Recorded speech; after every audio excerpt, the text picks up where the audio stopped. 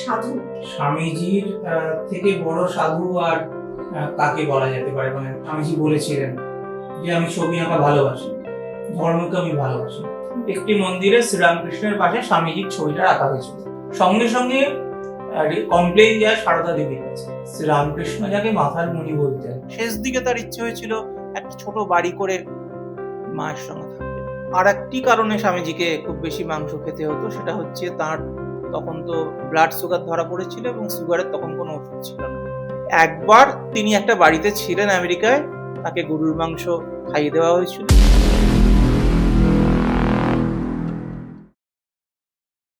নমস্কার, mythology by রেনেসার পডকাস্টের আরো একটা এপিসোডে আপনাদের সবাইকে স্বাগত। আজ আমরা আলোচনা করব আবার একটা নতুন বিষয় নিয়ে। কতটা তাকে নিয়ে আমরা জানতে পারবো জানি না, চেষ্টা করব। আমার সঙ্গে আজকে বলবার জন্য যিনি রয়েছেন, আপনারা নিশ্চয়ই বুঝতে পারছেন কার কথা বলছি। স্বামী বিবেকানন্দকে নিয়ে বলবো। তিনি কে ছিলেন, তার কি কি শখ ছিল, তিনি কেমন মানুষ ছিলেন, এই সম্পর্কে আমরা খুব একটা জানি না। শিকাগো যাওয়া, শিকাগোতে বক্তৃতা দেওয়া, বেলুড় মঠ, দক্ষিণেশ্বর থেকে তার বিতাড়ন, তাকে ফোর্সফুলি যেভাবে বিতাড়ন করা হয়েছিল, এই সব কিছু নিয়ে আমরা কিছু কিছু চর্চা, কিছু কিছু বিতর্ক, কিছু কিছু লেখা, কিছু কিছু পডকাস্ট আমরা দেখেছি, শুনেছি, পড়েছি। কিন্তু মানুষ বিবেকানন্দ কেমন ছিলেন, কোথা থেকে তিনি এলেন, কেমন ভাবে তিনি বড় হলেন, তার শখ, তার প্রিয় জিনিস, এগুলো সম্পর্কে আমরা একটু কমই জানি বা ভুল জানি। অনেকে নিশ্চয়ই একটু একটু জানেন, কিন্তু বেশিরভাগ মানুষই জানি না। তিনি কি সত্যি একজন সাধু ছিলেন নাকি একজন বিপ্লবী ছিলেন, সেই মানুষটিকে নিয়ে আজ আমরা আলোচনা করব। আর আলোচনা করার জন্য যিনি আমার সঙ্গে এসেছেন, তিনি এই বিষয়ে গবেষণা করেছেন, গবেষক, প্রতিনিয়ত গবেষণা করে চলেছেন, পার্থপ্রতিম বন্দ্যোপাধ্যায়। নমস্কার পার্থবাবু, আরো একবার স্বাগত আপনাকে আমার পডকাস্টে। আমি প্রথমেই জানতে চাইবো যে, যেটা আজকের টপিকের মূল উদ্দেশ্য, যে স্বামীজি কি একজন সাধু? দেখুন, সাধু কথাটার অর্থ তো অনেস্ট, মানে ইংরেজি অনেস্ট। স্বামীজির থেকে বড় সাধু আর কাকে বলা যেতে পারে? মানে শ্রীরামকৃষ্ণ, বিবেকানন্দ তো একসঙ্গে উচ্চারণ করবো আমি, সারদা দেবী। সাধু তো বটেই, সাধুতম বলে যদি কিছু থাকে তাই। সাধু মানে তিনি সন্ন্যাসী তো নিশ্চয়ই, তার সঙ্গে সাধু সর্ব অর্থে। তিনি একবার নিবেদিতাকে বলেছিলেন যে আমি কখনো নিজের জন্য একটি নিঃশ্বাসও নিইনি, এরকম আমার মনে পড়ছে। সুতরাং তার সমস্ত জীবনটাই তো পরার্থে। তাকে সাধু বলে শ্রীরামকৃষ্ণ কি বলেছিলেন? যার মন প্রাণ অন্তরাত্মা ঈশ্বরে গত হয়েছেন তিনি সাধু। যিনি হরিপাদ পদ্ম ছাড়া আর কিছু জানেন না তিনি সাধু। যিনি কাম কাঞ্চন ত্যাগী তিনি সাধু। আর যিনি হরিকথা ছাড়া আর অন্য কোনো কথা বলেন না তিনি সাধু। প্রত্যেকটাই তো আমরা স্বামী বিবেকানন্দের মধ্যে দেখতে পাই। হরিকথা বলতে ভগবত কথা বুঝতে হবে। স্বামীজি যখন মঠস্টামের কাছে আঁকা শিখছেন দ্বিতীয়বার বিদেশে গিয়ে, তখন স্বামীজি বলেছিলেন যে আমি ছবি আঁকা ভালোবাসি, ধর্মকে আমি ভালোবাসি না, কারণ ধর্মের সঙ্গে আমি এক হয়ে গেছি, ধর্ম স্বরূপ হয়ে গেছি। তিনি তো শ্রীরামকৃষ্ণ কথাই বলেছিলেন, সর্বধর্মের স্বরূপই নেই। এই যে ধর্ম স্বরূপ হয়ে যাওয়ার থেকে সাধুতা কি থাকবে? এটাই তো সাধুতা। কিন্তু এত বড় মাপের মানুষ হয়ে যাওয়ার পরেও, মহামানব হয়ে যাওয়ার পরেও তার জীবনযাপন। দেখুন, তিনি বলে গিয়েছিলেন যে আমার তোরা কোনো মূর্তি প্রতিষ্ঠা করবে না। যদি বেলুড় মঠে গিয়ে থাকেন দেখবেন সেখানে শ্রীরামকৃষ্ণের বিগ্রহ আছে, মা শারদার ছবি আছে, স্বামীজির একটা রিলিফ আছে যেটা তাঁর সমাধি মন্দিরে পুজো হয়। তিনি বলে গিয়েছিলেন যে আমার তোরা পুজো করবি না। আমরা সেটাই করেছি, কিন্তু স্বামীজিকে আমরা চেনবার চেষ্টা করিনি। স্বামীজির যে রচনাবলী, সেই রচনাবলী সবাই আমরা সাজিয়ে রেখে দিই, প্রায় কেউ পড়ি না। তার একটা প্রধান কারণ হচ্ছে যে সেগুলো অনেক যেভাবে বিন্যাস করা হয়েছে, তাদের প্রথম দিকে যে অনুবাদগুলো আছে সেগুলো এতই খটোমটো এবং বিষয়গুলো এতই গুরুগম্ভীর যে সেগুলো দেখে মানুষের মনে হয় যে ওরে বাবা এর মধ্যে ঢুকবো। কিন্তু তার নিজের লেখাগুলো, বিলাতযাত্রীর পত্র, প্রাচ্য পাশ্চাত্য, বর্তমান ভারত, এগুলো যদি পড়া যায়, এরকম অসাধারণ বাংলা, এবং তার চিঠিপত্র, পত্রাবলী, এবং স্বামীজিকে চিনতে গেলে শঙ্করী প্রসাদ বসু, নিমাই সাধন বসু, গিরিজা শঙ্কর রায়চৌধুরী, এদের লেখাও পড়তে হবে। এবং একটা কথা বলা হয় যে স্বামী বিবেকানন্দকে না বুঝলে শ্রীরামকৃষ্ণকে বোঝা যাবে না।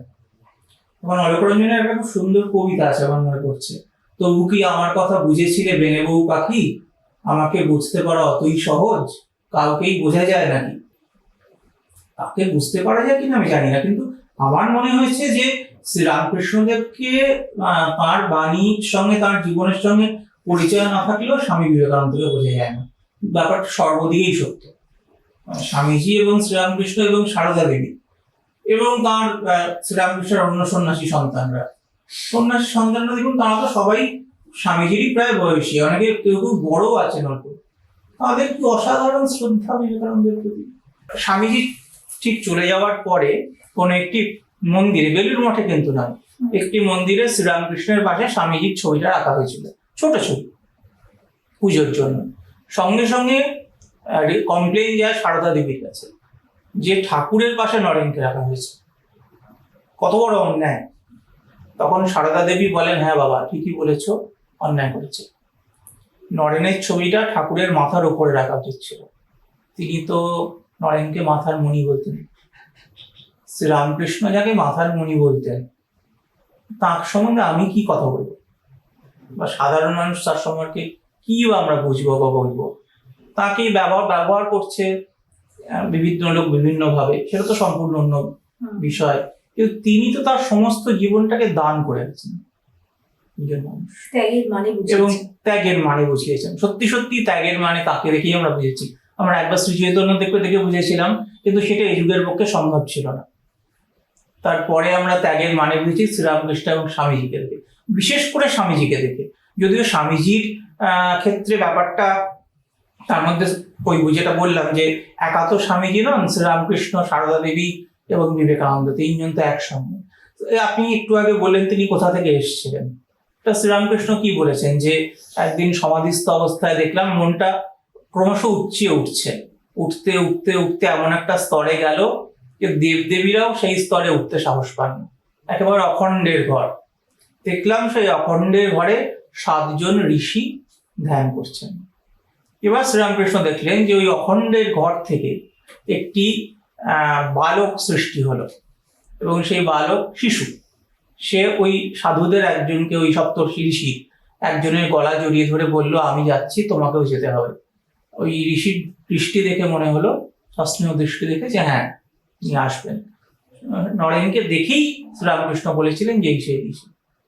সে তো 18 বছর বয়সে। আপনি ভাবুন যে তখন কেশবচন্দ্র সেন, তার কত নাম, তিনি কুইন ভিক্টোরিয়া তার সঙ্গে দেখা করেছেন। শ্রীরামকৃষ্ণ বললেন যে কেশবের মধ্যে 5টি শক্তি, নরেনের মধ্যে 18টি শক্তি। নরেন্দ্রনাথ প্রতিবাদ করেছিলেন, আপনি কি বলছেন মশাই, কলেজে পড়া ছোঁড়া, কোথায় কেশব সেন? শ্রীরামকৃষ্ণ বলেছিলেন, কি করবো বল, মা দেখিয়েছেন। আজকে আমরা সেটা দেখতে পাচ্ছি। আজকে কেশবচন্দ্র সেনের পরিচিতি দেখুন। আমি কোনো তুলনা করছি না, কেশবচন্দ্র সেন অত্যন্ত পূজ্য মানুষ, কিন্তু কোথায় কেশবচন্দ্র সেন আর কোথায় স্বামী বিবেকানন্দ? তো সূর্যের মতো, সূর্যের পাশে অন্য যতই নক্ষত্র থাক তিনি ম্লান হয়ে যায়, তার পাশে কাউকে, তার উচ্চে শ্রীরামকৃষ্ণকে নিশ্চয়ই স্থাপন করা যায়, কিন্তু তার পাশে আর কাউকে রাখা যায় না। আর শ্রীরামকৃষ্ণদেব তো বলেছিলেন যে তুই আর আমি কি আলাদা। একবার হুঁকো কাটছিলেন, স্বামীজিকে দিয়েছিলেন, স্বামীজি দোস্ত করছিলেন, বলেছিলেন তুই আর আমি কি আলাদা। একদম। আমরা একটা সময় দেখছি যে রানী রাসমণি যখন মন্দির প্রতিষ্ঠা করছেন, সেই সময় খানিকটা হলেও আমি জানি আপনি হয়তো এটাতে ডিফার করতে পারেন, যে গদাধর চট্টোপাধ্যায় কিন্তু তখন খানিকটা বিরোধ করেছিলেন। যে আমি বিরোধ করবো কেন, মানে কথা তো সত্য। মানে উনি মন্দির প্রতিষ্ঠা নিয়ে কোনো বিরোধ করেননি, ও দাদার চাকরিকরণ নিয়ে সেখানে উনি আপত্তি করেছেন। যাই হোক, এটা আবার সেই শ্রীরামকৃষ্ণ দেবী বিবেকানন্দ, যিনি নরেন্দ্রনাথ দত্ত, সেই দত্তকে কিন্তু নিজের শিষ্য হিসেবে, হ্যাঁ তিনি তো তখন তো তিনি মানুষের অন্তর্বাহির দেখতে পেতেন, কিন্তু বলেছিলেন যে নরেন্দ্রের মতো সত্যগুণই দেখা যায় না, তার সমস্ত অন্তর্মুখ। তিনি তো জানতেন যে, এবং সত্যি সত্যি আমাকেও বিভিন্ন কারণে আমাদের পুরাণ ইত্যাদি বিভিন্ন কিছু শাস্ত্র পড়তে হয়। স্বামীজির মধ্যে একটি চরিত্র আমি আমাদের কোথাও দেখতে পাইনি ইতিহাসে। আমি ভগবান বুদ্ধকে এতটুকু ছোট করছি না, কিন্তু এত রকম গুণের বিকাশ তার মধ্যে এত অল্প সময়ের মধ্যে, এবং প্রত্যেকটাতেই তিনি এক্সেল করেছেন, এই জিনিস দেখা যায় না। স্বামী বিবেকানন্দর অনেকগুলো দিক নিয়ে আমরা আলোচনা শুনেছি, হুম, যেমন মোটিভেটর হুম, বিবেকানন্দ, হুম, যেমন আমরা বলতে পারি হিন্দু ধর্মের প্রচারক বলতে হুম। পারি সেন্ট বিবেকানন্দ, কিন্তু নিশ্চয়ই। মানুষ বিবেকানন্দ, ব্যক্তি বিবেকানন্দ, একজন মানুষের জীবনে আমরা কি দেখি, তার ট্যালেন্ট, তিনি কতটা হুম। প্রতিভাশালী ছিলেন, তার কতগুলো দিক ছিল জীবনে। হুম। আমি একদম গোড়া থেকে যদি শুরু করি, হুম। যে তিনি কি ভীষণ ট্যালেন্টেড ছিলেন, মানে তার পারদর্শিতা কেমন ছিল? অসম্ভব ট্যালেন্টেড ছিলেন।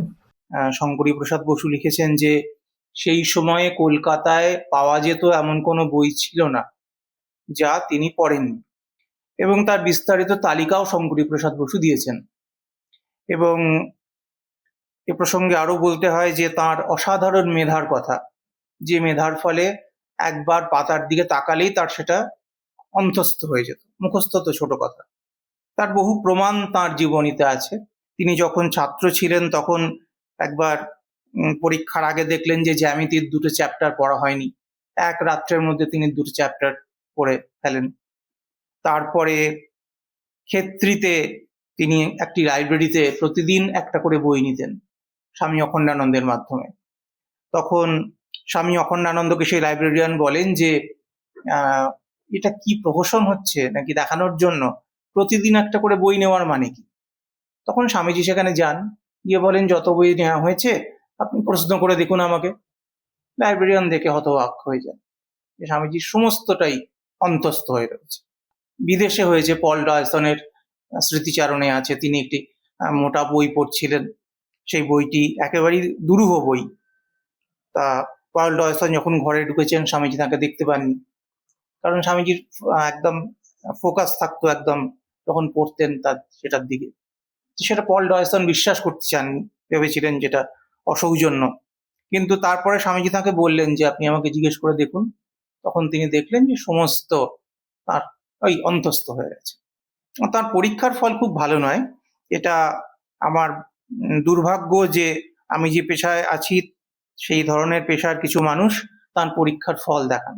পরীক্ষার ফল দেখে কি এদের বোঝা যাবে? রবীন্দ্রনাথের পরীক্ষার ফল নিয়ে কেন কেউ কোনো কথা বলেন? রবীন্দ্রনাথের তো কিন্তু পরীক্ষায় দেননি, সুতরাং পরীক্ষা দিয়ে কি যায় আসে? আর স্বামীজি তো পরীক্ষা পাশের জন্য পড়তেনও না, তিনি বলতেন পরীক্ষায় পাশ করতে হবে, তার জন্য যেটুকু পড়া দরকার সেটুকুই পড়ুন।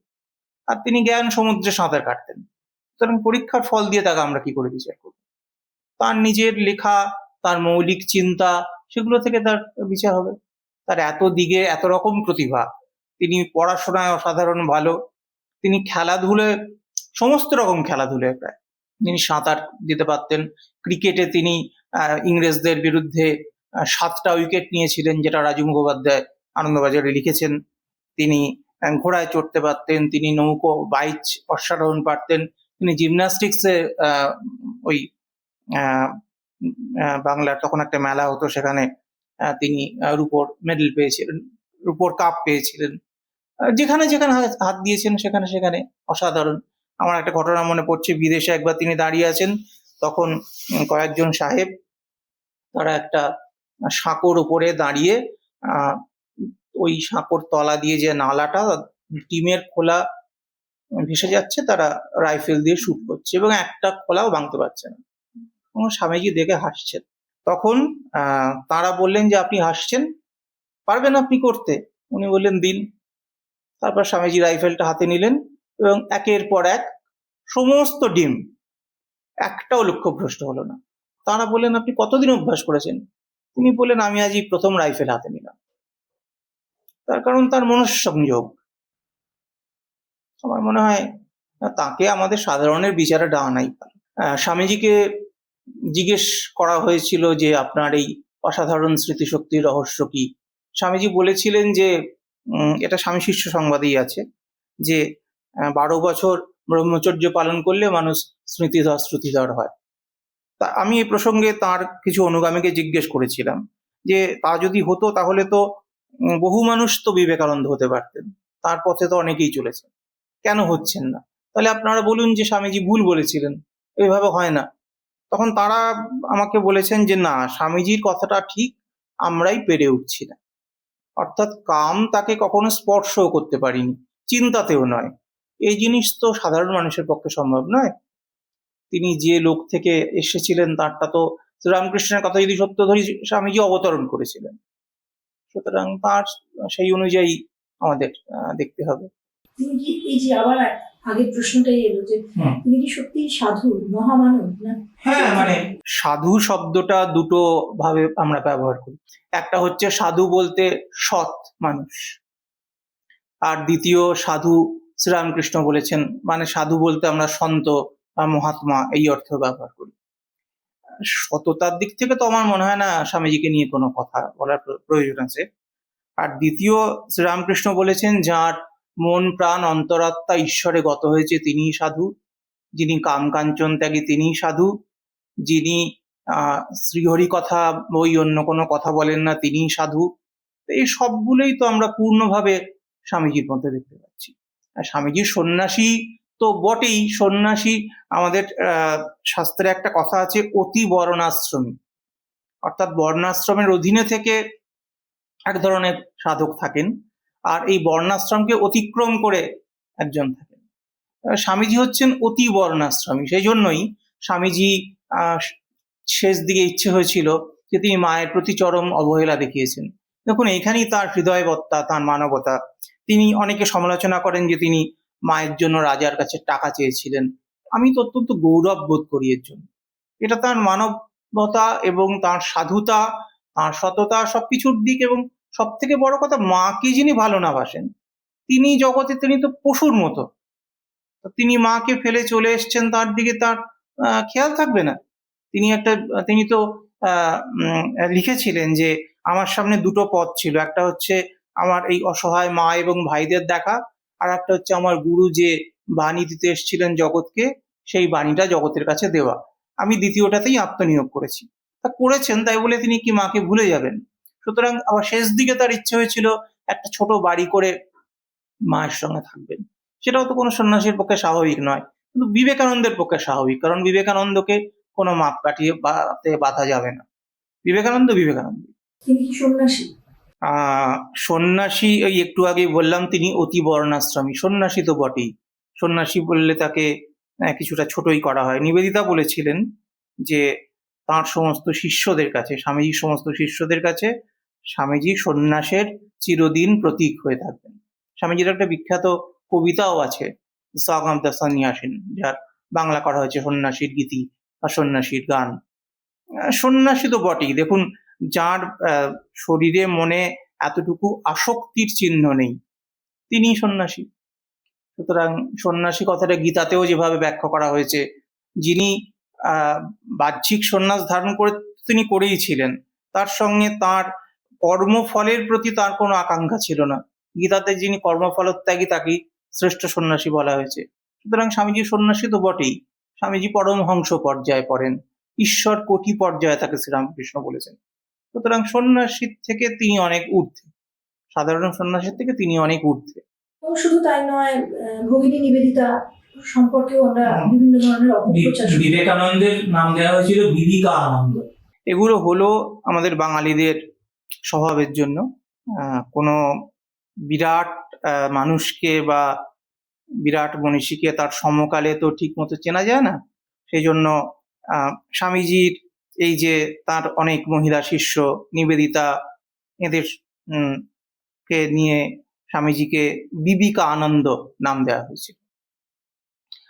এখন স্বামীজির চরিত্র যে এরকম অগ্নির মতো শুদ্ধ, এটা তো সাধারণ মানুষের পক্ষে অনুমান করা সম্ভব নয়।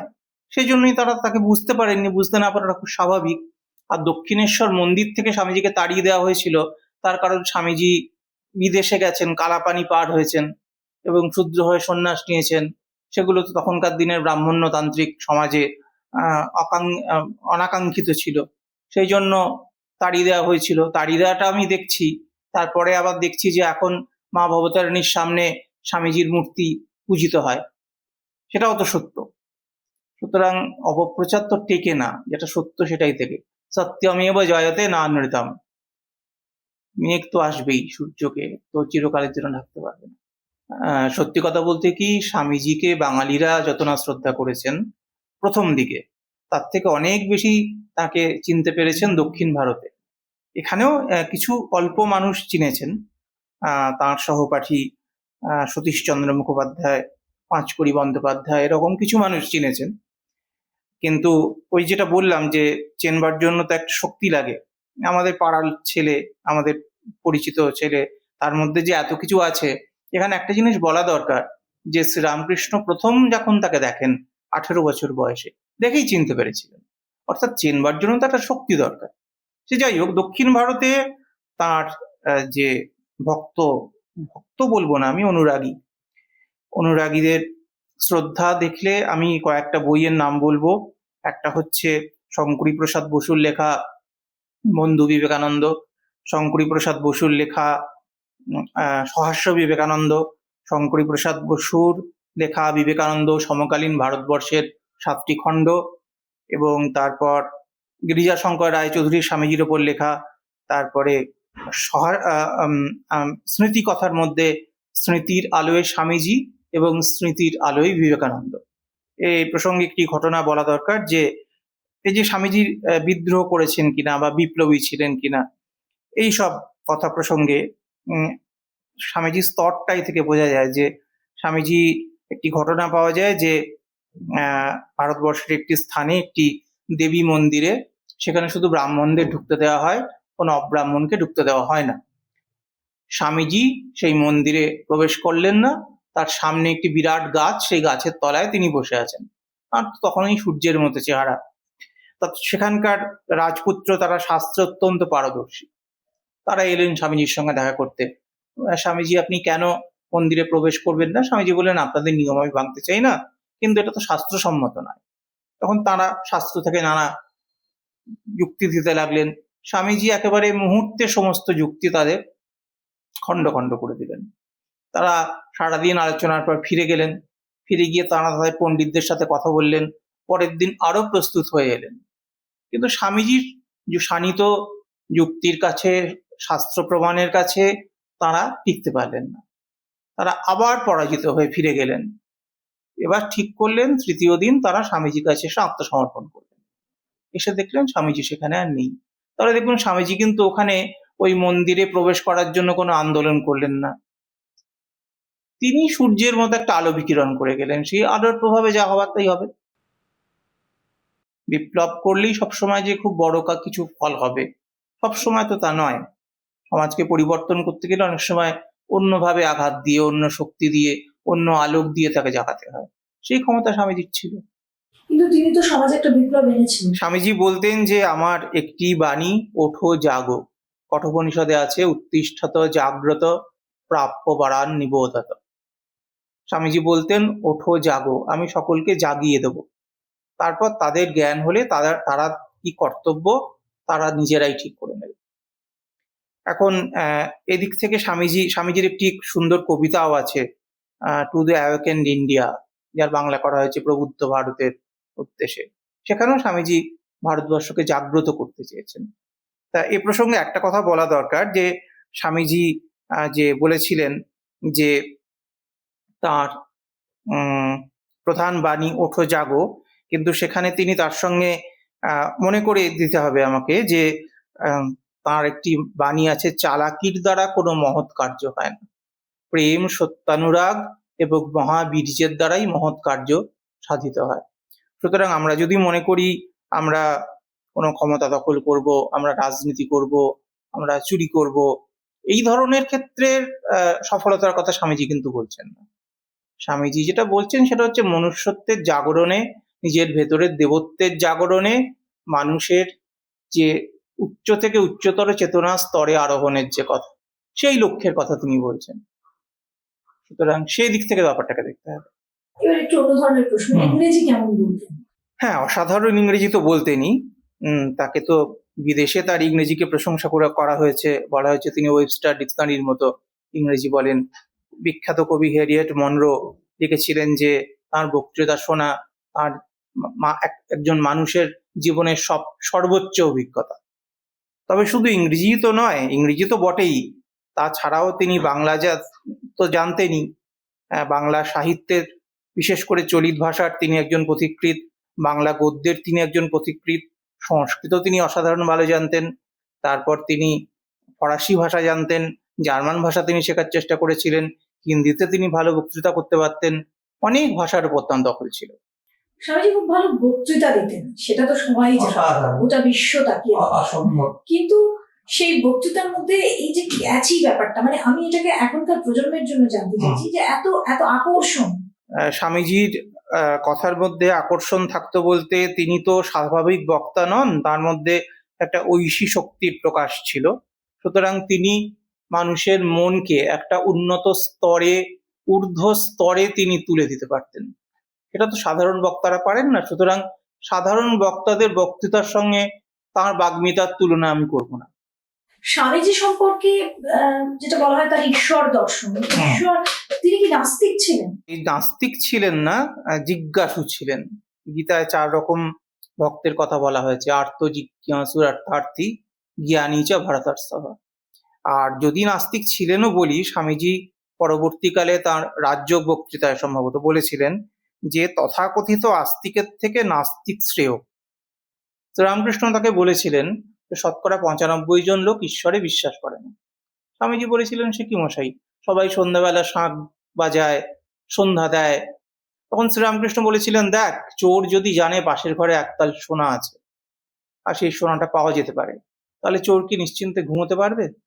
তেমনি মানুষ যদি সত্যিই বিশ্বাস করে যে ঈশ্বর আছেন, অনন্ত আনন্দ স্বরূপ, তাকে লাভ করা যায়, তাহলে কি মানুষ চুপ করে বসে থাকতে পারবে? তার প্রাণে আকুল আকাঙ্ক্ষা জাগবে কি করে ঈশ্বরকে লাভ করা যায়। যতক্ষণ না সেটা হচ্ছে ততক্ষণ পর্যন্ত সকলেই নাস্তিক। এই ঈশ্বর প্রসঙ্গে এগুলো কথার কথা মাত্র। আর ঈশ্বর দর্শনের কথা যদি বলা হয় তাহলে বলতে হবে যে কাশীপুর উদ্যানবাটিতেই শ্রীরামকৃষ্ণের কৃপায় বা স্বামীজির সাধনা, দুয়ের জোরেই হয়তো স্বামীজির তো নির্বিকল্প সমাধি লাভ হয়ে গিয়েছিল। নির্বিকল্প সমাধি লাভ মানেই আত্মদর্শন। আত্মদর্শনই হচ্ছে ঈশ্বর দর্শন। সুতরাং করে শ্রীরামকৃষ্ণ তোকে বললেন যে তোর এই চাবি দেওয়া রইলো, তোকে অনেক কাজ করতে হবে, এই যখন তোর কাজ শেষ হবে তখন আমি আবার চাবি খুলে দেবো। সুতরাং স্বামীজির কথাতেই আছে যে I have touched the feet of God. তা তিনি তো নিজেই ঈশ্বর স্বরূপ হয়ে গিয়েছিলেন, তিনি আর ঈশ্বর দর্শন করবেন কি? তিনি তার সখার প্রতি কবিতায় যে বলছেন যে তার জীবনের সার কথাটা তিনি বলছেন, মন্ত্র তন্ত্র প্রাণ নিয়মন, মতামত দর্শন বিজ্ঞান, ত্যাগ ভোগ বুদ্ধির বিভ্রম, প্রেম প্রেম এই মাত্র ধন। এই যে প্রেম, এই প্রেম মানে হচ্ছে সর্বভূতে প্রেম, সর্বভূতে সেই প্রেমময়, ব্রহ্ম হতে কীট পরমাণু, সর্বভূতে সেই প্রেমময়, মন প্রাণ শরীর অর্পণ করো শখে, এ সবার পায়, বহুরূপে সম্মুখে তোমার, ছাড়ি কোথা খুঁজিছ ঈশ্বর, জীবে প্রেম করে যেইজন, সেই জন সেবিছে ঈশ্বর। এই সর্বভূতে ঈশ্বর দর্শন এবং ঈশ্বরের সেবা করা, সর্বভূতকে ঈশ্বরকে জেনে তার সেবা করা, বিশেষ করে মানুষকে ঈশ্বর জেনে। স্বামীজি বলতেন মানুষই ঈশ্বরের সর্বশ্রেষ্ঠ মন্দির। এটাই তো তার কর্মে পরিণত বেদান্ত। সুতরাং ঈশ্বর দর্শন করেছিলেন বললে তো ছোট করা হয়। আমার মনে হয় তাকে যারা দেখেছেন তারাই ঈশ্বরকে দর্শন করেছেন। ঈশ্বর তো এইভাবেই পৃথিবীতে বিচরণ করেন। বড় ভালো বললেন। স্বামীজির সম্পর্কে আলোচনা করতে গেলে মোটিভেটেড স্বামীজি, এই কথাটাও আমার মনে হয় একটু, আমি তো বললাম স্বামীজি প্রধান বাণী ছিল ওঠো জাগো। এই জাগরণী বাণী তিনি বিতরণ করেছেন সারা ভারতবর্ষে, সারা পৃথিবীতে যেখানে যেখানে গেছেন। সেটা দিনের পর্ণকুটিরে হতে পারে, রাজা রাজপ্রাসাদে হতে পারে। তিনি বলতেন আমি রাজাদের বেশি করে উৎসাহিত করার চেষ্টা করি। এরকম সমালোচনা করা হয়েছিল যে তিনি সামন্ত রাজাদের বাড়িতে বেশি থাকেন, তাদের আশ্রয়ে থাকেন। তিনি বলেছিলেন যে আমি রাজাদের, যদি একজন রাজাকে যদি আমি সৎ কাজে মানে প্রণোদিত করতে পারি, তাহলে আমি কতজন সাধারণ মানুষের সেবা করাতে পারবো, এবং সেটা তিনি করেও ছিলেন। সুতরাং এই সমস্ত সমালোচনা করা হয়েছে যে তিনি বেশি রাজাদের সাহায্য নিতেন। তখন ভারতবর্ষের সাধারণ মানুষের অবস্থা কি ছিল যে তিনি সাধারণ মানুষের সাহায্য নিয়ে বিদেশে যাবেন? যদিও বিদেশে যাওয়ার অধিকাংশ টাকা সাধারণ মানুষই দিয়েছিলেন। সেকেন্ড ক্লাসের টিকিট কাটা হয়েছিল, সেই টিকিটটাকে ক্ষেত্রীর রাজা ফার্স্ট ক্লাসের টিকিট করে দিয়েছিলেন। সুতরাং সাধারণ মানুষের টাকা তিনি নেননি একেবারে তা নয়। কিন্তু জাগরণের বাণী তো তিনি দেশে বিদেশে সর্বত্র জাগরণের বাণী শুনিয়েছেন। মোটিভেশন কথাটা তো, মোটিভেটার এগুলো তো এখনকার কথা। তিনি তো চিরকালীন জাগরণের বাণী শুনিয়েছেন এবং সে বাণীর উৎস উপনিষদ। তার কাছে তাকে জীবনে অনেক মানে আইনের লড়াইও লড়তে হয়েছে। হ্যাঁ, আইনি ঝামেলা দুটো দিক থেকে হয়েছে। এক তো তাঁর বাবা বিশ্বনাথ দত্ত, তাঁর যিনি ছোট ভাই, তারা বারবারই চেষ্টা করছিলেন বিশ্বনাথ দত্তের অকাল মৃত্যুর পরে যে কি করে তাঁর মা ভুবনেশ্বরী দেবীকে ওই পৈতৃক বাড়ি থেকে উৎখাত করা যায়। সেই উৎখাত করার বিরুদ্ধে স্বামীজিকে আইনের দ্বারস্থ হতে হয়েছে বারবার মার জন্য। এবং সেটা যেদিন সেটেলড হয় তার পরের দিন স্বামীজি দেহ রক্ষা করেন। সেটা একদিক। আবার স্বামীজির যে বেলুর মঠটা কেনা হয়েছিল, সেই বেলুর মঠটা স্বামীজির বাগান বাড়ি বলে একটা কেস করা হয়েছিল, তাতে অনেক ট্যাক্স বসানো হয়েছিল। তখন আবার স্বামীজিকে আইনের দ্বারস্থ হতে হয় এবং সেখানে ইন্সপেকশনে আসেন একজন সাহেব, তিনি এসে বুঝতে পারেন যে না এটা মঠ, তখন এই ট্যাক্স মকুব করে দেওয়া হয়। এবং সেই যে বাগান বাড়ি বলা হয়েছিল, সেখানে স্বামীজির বিরুদ্ধে শ্রীরামকৃষ্ণের একজন শিষ্য সাক্ষী দিতে গিয়েছিলেন, গিয়ে তিনি অজ্ঞান হয়ে যান সেই কোর্টে। এই সমস্ত তো বিরাট মানুষদের জীবনে এরকম কত বিচিত্র ঘটনা। স্বামীজি কি খেতে ভালোবাসতেন? স্বামীজি যে কোনো স্বাদু খাবারই খেতে ভালোবাসতেন। আমাদের বাড়িতে তো মুসলমান বাবুর্চি ছিল, সেখানে প্রতি রবিবার পোলাও রান্না হতো, চপ কাটলেট ইত্যাদি হতো। স্বামীজি নিজেও খুব রান্না করতে ভালোবাসতেন। তিনি একটি গ্রিডি ক্লাব তৈরি করেছিলেন, সেখানে নানা রকম খাওয়া দাওয়া হতো। তিনি ভালো মন্দ নানা রকম খেতে ভালোবাসতেন। আবার তিনি যখন ভারতবর্ষে পরিভ্রমণ করেছেন, তিনি একেবারে না খেয়ে কাটিয়েছেন, সেরকম দিনও গেছে। পরপর 3 দিন খাননি। একজন চামার এসে তাকে রুটি দিয়েছে, তখন আবার অনেকে সমালোচনা করেছেন। তখন স্বামীজি বলেছেন যে আমি যে 3 দিন না খেয়ে আছি, কই তোমরা তো সেটা দেখলে না। আর একবার স্বামীজি এরকম হয়েছিল যে প্রচন্ড খিদে পেয়েছে, একজন তাকে প্রচন্ড ঝাল তরকারি এবং রুটি খেতে দিলেন।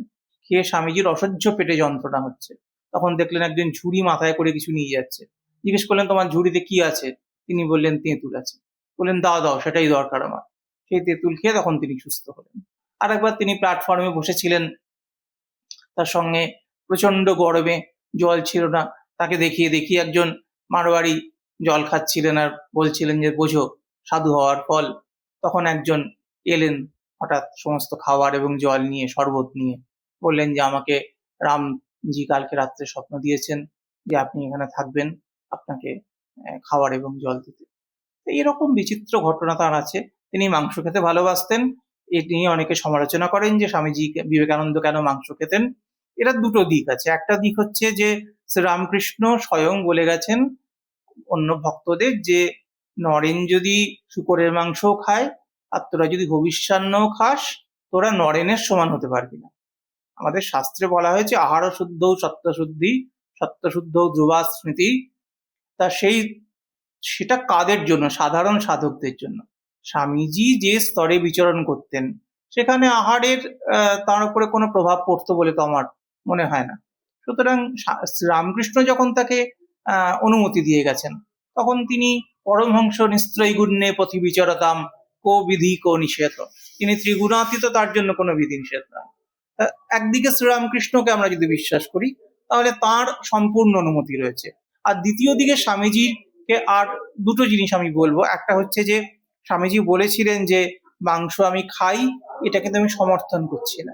তিনি কখনো কিন্তু নিজেকে ডিফেন্ড করে কোনো ভান তার মধ্যে ছিল না। তিনি বলতেন হ্যাঁ আমি মাংস খাই, এটা আমার সীমাবদ্ধতা। আর একটি কারণে স্বামীজিকে খুব বেশি মাংস খেতে হতো, সেটা হচ্ছে তার তখন তো ব্লাড সুগার ধরা পড়েছিল এবং সুগারের তখন কোনো ওষুধ ছিল না। যেন ডাক্তাররা বলে দিয়েছিলেন যে তিনি ভাত টাত বেশি খেতে পারবেন না, তাকে মাংস খেয়েই পেট ভরাতে হবে। সে কারণেও তাকে বেশি করে মাংস খেতে হয়েছে। সুতরাং তার খাওয়া দাওয়া নিয়ে কথা বলাটাও আমার মনে হয় আমাদের পক্ষে ধৃষ্টতা। স্বামীজির যে জীবনী আছে, সেই জীবনীতে লেখা আছে যে বিশ্বনাথ দত্তের বাড়িতে খুব পান ভোজন হতো এবং সেখান থেকে অনেকে অনুমান করেছেন স্বামীজি মদ্যপান করতেন। এবং স্বামীজি বিদেশের যখন খাওয়া দাওয়ার বিবরণ দিয়েছেন প্রাচ্য পাশ্চাত্য বইতে, সেখানে লিখেছেন যে একটি করে খাবারের পদ আসছে, তারপর এক এক ধরনের মদ আসছে। সেখান থেকে সবাই অনুমান করে নিয়েছেন যে স্বামীজি মদ্যপান করতেন। একটি পেঙ্গুইন প্রকাশিত ইংরেজি জীবনীতে এই কথা লেখা হয়েছে। এখন এরা পড়াশোনা করে লেখেন না। শ্রীরামকৃষ্ণ তাকে নিষেধ করে গিয়েছিলেন, তাকে ভার দিয়ে গিয়েছিলেন যে এখানে যেন কেউ মদ না খায়। সেই নির্দেশ স্বামীজির উপর ছিল, তিনি নিজে তো তাকে অক্ষরে অক্ষরে পালন করেছেন বটেই। আর বিফ খাওয়ার ব্যাপারে বলি, স্বামীজি এটা বলেছিলেন শঙ্করী প্রসাদ বসুর লেখাতেই আছে। স্বামীজি বলেছিলেন একটা নির্জলা মিথ্যা কথা। একবার অজ্ঞানত তিনি একটা বাড়িতে ছিলেন আমেরিকায়, তাকে গরুর মাংস খাইয়ে দেওয়া হয়েছিল, শুনেই তিনি বমি করে ফেলেন। সুতরাং স্বামীজির কোনো সেই অর্থে ছুত মার্গ ছিল না, কিন্তু একটা সংস্কার তো আছে। তিনি দেখেছিলেন নিজে, তিনি বলেও ছিলেন যে ভারতবর্ষে আসমুদ্র হিমাচল হিন্দুদের মধ্যে একটি ব্যাপারেই ঐক্য আছে, কেউ গোমাংস খায় না। সেটা তিনি নিজেও মেনেছেন। কিন্তু আবার একই সঙ্গে তিনি বিলেতে একটা বাড়িতে আছেন, সেখানের একটি ছেলে সে খুব ভালোবাসে বিফ স্টিক খেতে। স্বামীজি আছেন বাড়িতে বলে বিফ রান্না হচ্ছে না, সে একটু বিষণ্ণ। তখন স্বামীজি তাকে রেস্টুরেন্টে নিয়ে গিয়ে বিফ স্টিক খাইয়েছেন। তার অন্য ওই ধরনের কোনো গোঁড়ামি বা চাপিয়ে দেওয়া ছিল না, কিন্তু তিনি নিজে খাননি, এটা সম্পূর্ণ মিথ্যা। আসলে স্বামীজির ওই সাফল্য, সেটাকে ছোট করে দেখানোর জন্য ধর্ম মহাসভার তখনকার যিনি ব্যারোজ ছিলেন, তিনি এই সমস্ত প্রচার করে ছোট করতে চেয়েছিলেন। কিন্তু ওই যে বললাম, সূর্যকে কি আর ছোট করে চাপা দেওয়া যায়? যদি বিবেকানন্দ স্বামীজি যদি আরো কিছুদিন বাঁচতেন, মাত্র 39 বছরের আমার মনে হয় দেখুন, আরো কিছুদিন বাঁচতেন এই কথাটা উত্তরে আমি বলবো যে শ্রীরামকৃষ্ণ তার সম্পর্কে বলেছিলেন যে নরেন যখন নিজেকে চিনতে পারবে তখন ও আর শরীরে থাকবে না। স্বামীজির দেহরক্ষার কয়েকদিন আগে তাকে তাঁর এক শিষ্যা জিজ্ঞেস করেছিলেন, স্বামীজি আপনি কি নিজেকে চিনতে পেরেছেন? তখন স্বামীজি বলেছিলেন, হ্যাঁ পেরেছি। তা তিনি তো একটা, যদি শ্রীরামকৃষ্ণের কথা বিশ্বাস করি, তিনি তো একটা বিশেষ কার্য নিয়ে অন্য একটা লোক থেকে নেমে এসেছিলেন। সেই কাজ ফুরিয়ে গেছে, তিনি চলে গেছেন, এবং তিনি গেছেন সেটাও 4ঠা জুলাই, যে 4ঠা জুলাই আমেরিকার স্বাধীনতা দিবস। এবং আমেরিকার স্বাধীনতা দিবস, স্বাধীনতা তাঁর খুব প্রিয়, এই জন্য 'to the 4th of July' বলে তাঁর একটি কবিতা আছে। সেই 4ঠা জুলাই তিনি দেহরক্ষা করেছেন। এবার সেটাকে আমি বিশ্বাস না করতে পারি, আমি বলতে পারি যে অসুস্থতার জন্য তার হার্ট অ্যাটাক হয়ে বা সেরিব্রাল হয়ে তার শরীর গেছে, সেটা তো আমি বলতে পারবো না, এটা তো বিশ্বাস ব্যাপার। কিন্তু ওই রবীন্দ্রনাথের একটা কথা আছে, চিরযুবা তুই যে চিরজীবী, জীর্ণ জরা ছড়িয়ে দিয়ে প্রাণ অফুরান ছড়িয়ে দে দার দিবি। স্বামীজি চলে গেছেন তরুণ অবস্থায়, তিনি চিরতরুণ, তিনি ভারতবর্ষের নায়ক, তার জন্যই তার নামে যুব দিবস হচ্ছে। তিনি তরুণ, চিরতরুণ। তিনি কি ঈশ্বরকে দেখেছিলেন? এই ঈশ্বর দর্শন নিয়ে আমাদের সাধকদের মধ্যে অনেক রকম বিষয় আছে। শাস্ত্রে দুটো জিনিস আছে, একটা হচ্ছে দেবতা দর্শন, আর একটা হচ্ছে ঈশ্বর দর্শন। এই যেমন রামপ্রসাদ তাঁর বিদ্যাসুন্দর কাব্যে সব সাধনার যে বিবরণ দিয়েছেন, সেখানে লিখেছেন যে সব সাধনার সময় মা কালী এসে দর্শন দিলেন সুন্দরকে, বর দিলেন, এবং সেই সব সাধনার পর কি করতে হয় না 15 দিন অন্তরীণ হয়ে থাকতে হয় সম্ভবত। সেখানে সাধক কারো নাচ দেখলে তিনি অন্ধ হয়ে যাবেন, কারো গান শুনলে তিনি কালা হয়ে যাবেন, এরকম ভাবে অন্তরীণ হয়ে খুব সাবধানে কাটাতে হয়। তারপরে 25 জন সম্ভবত ব্রাহ্মণকে ভোজন করিয়ে তারপর তিনি আবার স্বাভাবিক জীবনে ফিরতে পারেন। এই হলো দেবতা দর্শন। আর ঈশ্বর দর্শন হচ্ছে নিজের আত্মস্বরূপকে দর্শন, যেখানে উপনিষদ বলছেন আনন্দং ব্রহ্মণ বিদ্যাৎ ন বিভেতি কদাচন, আনন্দং ব্রহ্মণ বিদ্যান ন বিভেতি কুতশ্চন। যিনি আনন্দকে জেনেছেন, ব্রহ্মকে জেনেছেন, তার কোনো কিছুর থেকে কোনো সময় কখনো ভয় নেই, এবং ব্রহ্মকে একবার জানলে সেটা আর বিস্মরণ হয় না। আত্মজ্ঞান একবার পেলে সেটা তো আর হারিয়ে যেতে পারে না। সুতরাং দেবতা দর্শন আর ঈশ্বর দর্শন এক নয়। স্বামীজি অবশ্যই আত্মস্বরূপকে জানতেন, এটা নিয়ে তো কোনো সন্দেহের অবকাশ নেই। স্বামীজি কি করে হলেন? স্বামীজি কথাটা তো আমাদের দেশে সমস্ত সন্ন্যাসীদেরই বলা হয়। স্বামীজি যখন, যেটা পরিব্রাজক হয়ে নামে এখন বেরিয়েছে, ওটার নাম ছিল বিলাত যাত্রীপত্র, তাতে স্বামীজি তাঁর গুরু ভাই ত্রিগুণাতীতানন্দের উদ্দেশ্যে চিঠি লিখছেন। পুরো বইটাই চিঠির আকারে লেখা। সেখানে শুরুই করছেন স্বামীজি বলে সম্বোধন করে। এখন আমরা যেভাবে সব নেতাই নেতাজি, কিন্তু নেতাজি বলতে আমরা সুভাষচন্দ্রকে বুঝি। গান্ধী অনেকে আছেন, কিন্তু গান্ধীজি বলতে বা মহাত্মা বলতে আমরা গান্ধীকে বুঝি, গান্ধীজিকে, মোহনদাস করমচাঁদ গান্ধীকে বুঝি। তেমনি এখন হয়ে গেছেন স্বামীজি বললে আমরা স্বামী বিবেকানন্দকে বুঝি। কিন্তু স্বামীজি কথাটা যে কোনো সন্ন্যাসীর সম্পর্কে প্রচলিত। জি শব্দটা একটা সম্মানসূচক শব্দ, স্বামী শব্দ সন্ন্যাসীকে বোঝায়, শঙ্করপন্থী সন্ন্যাসীদের নামের আগে স্বামী থাকে। সুতরাং এটা প্রচলিত হয়ে গেছে, এখন আমরা স্বামীজি বলতে স্বামী বিবেকানন্দকেই বোঝাই, এটা তাঁর অনন্যতা। তিনি যখন চলে যাচ্ছেন সেই সময়টাও আমরা শুনেছি যে কিছু অলৌকিক ঘটনা ঘটেছিল, এটা কি সত্যি? আমি আবারও সেই একই কথা বলবো যে অলৌকিক কথাটা এখানে আসবে না, ঐশী ঘটনা। তিনি চলে যান সেদিন তিনি দক্ষিণেশ্বরের দিকে তাকিয়ে মানে বসে ওই মুখ করে বসে তার ঘরে তিনি অনেকক্ষণ ধ্যান করেছিলেন, যেটা সচরাচর করতেন না, সমস্ত দরজা জানলা বন্ধ করে দিয়ে। তারপরে তিনি জপের মালা নিয়ে শোন এবং তার কিছুক্ষণের মধ্যে তিনি দেহ রক্ষা করেন। এবং তার আগে শোনা যায় তিনি একটি পঞ্জিকা নিয়ে দিন দেখেছিলেন, যেটা পরে পাওয়া গেছে। শ্রীরামকৃষ্ণের ক্ষেত্রেও আমরা দেখেছি তিনি পাঁজি পড়তে বলেছিলেন দেহ রক্ষার আগে। একটা দিনে তিনি বলেছিলেন ঠিক আছে, সেই দিনই তিনি দেহ রক্ষা করেছিলেন।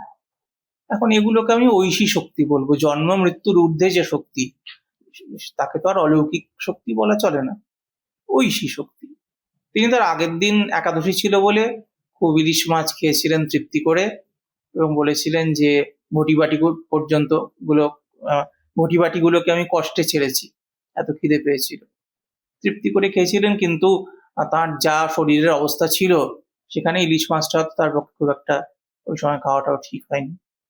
এখন আমি জানি না, আমার পক্ষে তো এটা বলা সম্ভব নয়। আমি এটুকু বলতে পারি 4 জুলাই তার অত্যন্ত প্রিয় দিন ছিল। তিনি চিঠিতে বারবার লিখেছেন আমি 40 কখনো পেরোবো না, আমি বেশি দিন বাঁচবো না।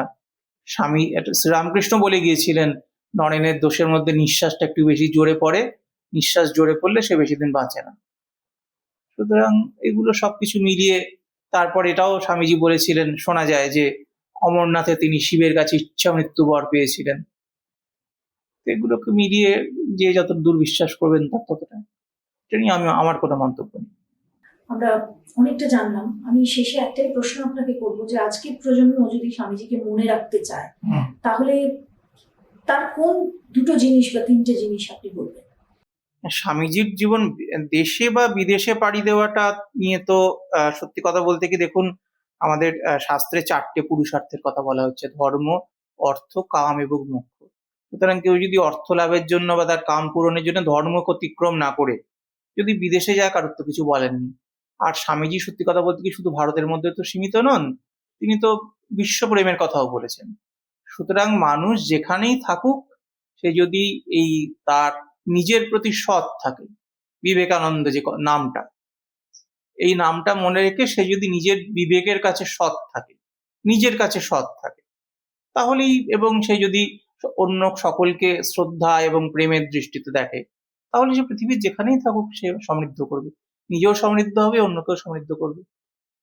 তবে হ্যাঁ, স্বামীজি ভারতকে পুণ্যভূমি বলেছেন, ভারতকে আমাদের সমস্ত সদ্গুণের আকর বলেছেন, বা যে ভারত যদি লুপ্ত হয়ে যায় তাহলে সমস্ত মহৎ গুণগুলো পৃথিবী থেকে লুপ্ত হয়ে যাবে।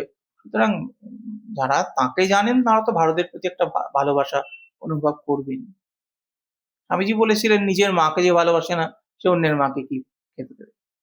সুতরাং নিজের দেশকে তো নিশ্চয়ই ভালোবাসতে হবে। স্বামীজি যে অন্য ধর্মের মানুষজন কতটা অ্যাকসেপ্ট করেছে? খুবই শ্রদ্ধা।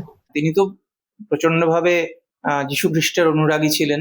তিনি অল্প বয়সে থমাস আ কেম্পিসের ইমিটেশন অফ ক্রাইস্ট বইটার অনুবাদ করেছিলেন, ঈশানুসরণ, এবং এই মূল বইটা সবসময় তার সঙ্গে থাকতো।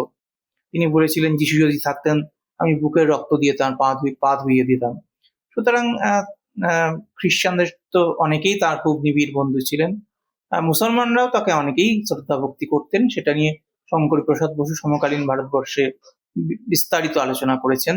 তার স্মৃতিসভাতেও বা পরবর্তীকালেও বহু মুসলমান নেতা তাকে শ্রদ্ধা জানিয়েছেন। জানাবেন না কেন, তার মধ্যে তো কোনো সংকীর্ণতা ছিল না। আজকাল আমরা অনেকে বিশেষ করে বাম মনস্ক কিছু বুদ্ধিজীবী, তথাকথিত বুদ্ধিজীবী, তারা বলেন যে তিনি হিন্দু শ্রেষ্ঠত্বের প্রবক্তা ছিলেন। একেবারেই ছিলেন না, একেবারেই হিন্দু শ্রেষ্ঠত্বের প্রবক্তা ছিলেন না। তিনি ভারতবর্ষের ধর্মকে বিশ্বের দরবারে স্থাপন করেছিলেন। সেখানে তাদের ধারণাটা কি ছিল, যে এদের দেশে অন্ধকারে পড়ে আছে, এদের ধর্ম বলে কিছু নেই, আমাদের খ্রিস্টান মিশনারিরা এদের গিয়ে উদ্ধার করবে। সেখানে তিনি দেখালেন যে ভারতবর্ষের ধর্ম কত উন্নত। তারা নিজেরা স্বীকার করলো যে আমাদের কি ভ্রান্তি যে এত উন্নত একটি ধর্মের দেশে আমরা ধর্ম প্রচারক পাঠাচ্ছি। সুতরাং সেই দিক থেকে তাকে হিন্দু ধর্ম এবং দর্শন, তিনি তো হিন্দু সন্ন্যাসী হিসেবে গিয়েছিলেন, কিন্তু গিয়েও তো তিনি সমন্বয় বানিয়ে দিয়েছেন। হিন্দু ধর্মের কথা তো বলেছেন, কারণ সারা পৃথিবী তখন হিন্দু ধর্মের কথা জানতো না। এখন দেখুন না, সারা বিশ্বে তো বেদান্ত নিয়ে, হিন্দু ধর্ম নিয়ে তো অনেক গবেষণা হচ্ছে। তো সেই গবেষণা স্বামীজির অল্প আগেই শুরু হয়েছে, কিন্তু সেটা মূল প্রাণস্রোত তো এনেছেন স্বামীজি। তিনি যখন শিকাগো থেকে ফিরে এলেন, তাকে রিসিভ করার জন্য, অভ্যর্থনা জানাবার জন্য কেউ কি জানেন? না, এটা তো সত্যি নয়। যখন প্রথমবার আসেন তখন তো বাঙালিরা এত উৎসাহিত হয়েছিল। তিনি তো প্রথমে দক্ষিণ ভারতে এসেছিলেন, প্রবল অভ্যর্থনা পেয়েছিলেন। তারপর তিনি ট্রেনে করে বজবজে আসেন, সেখান থেকে কলকাতায় আসেন, এবং সেখানে তো হিন্দু বাঙালি যুবকরা ঘোড়ার গাড়ির ঘোড়া খুলে দিয়ে তার ঘোড়া টেনে নিয়ে গিয়েছিল, এবং বিপুলভাবে তিনি সম্বর্ধিত হয়েছিলেন। হ্যাঁ, কিছু গোঁড়া মানুষ ছিলেন, তারা মনে করতেন শূদ্রের সন্ন্যাস নেওয়ার অধিকার নেই, সেই জন্য স্বামীজিকে তারা অভ্যর্থনা করতে রাজি হননি। কিন্তু আবার অনেকে রাজিও হয়েছিলেন। হ্যাঁ, তাকে বলেছিলেন যে ব্রাদার বিবেকানন্দ বলে সম্বোধন করব, স্বামী বলতে পারবো, স্বামী বলে সম্বোধন করব না। কিন্তু স্বামীজি তার খুব সুন্দর উত্তর দিয়েছিলেন।